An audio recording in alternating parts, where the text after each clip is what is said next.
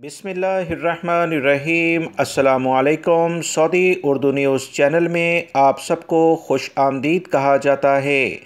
Saudi अरब से बाहर बहुत सारे गैर मुल्की अफराद की जानिब से महकमा पासपोर्ट से कुछ अहम इत्तलात पूछी गई हैं।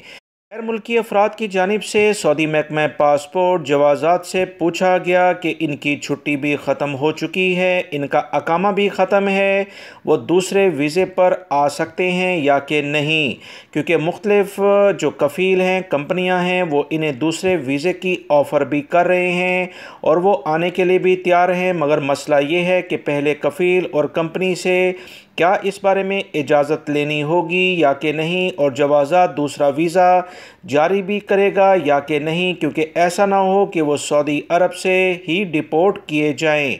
याद रखें, सऊदी महकमा पासपोर्ट ने इस बारे में वजाहत की है कि कोई भी गैर मुल्की फ़र्द जो छुट्टी गया है उसे उस वक्त तक दूसरा वीज़ा जारी नहीं किया जाता जब वो पहले वीज़े को फ़ाइनल एग्ज़िट के ज़रिए ख़त्म ना करवाए।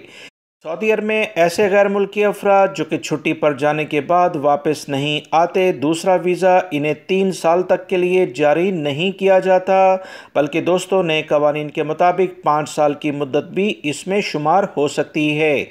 और ये मुद्दत जब आपकी छुट्टी ख़त्म होती है तो उसके बाद से शुरू होती है।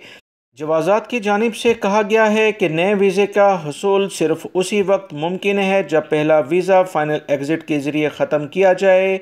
30 नवंबर के लिहाज से गैर मुल्की अफराद जिनके अकामे ख़त्म है, खरूज अऊदा यानी छुट्टी का वीज़ा ख़त्म है, इंशाअल्लाह वो तजदीद हो जाएंगे। सऊदी हुकूमत की जानिब से मरहलावार इस पर काम हो रहा है।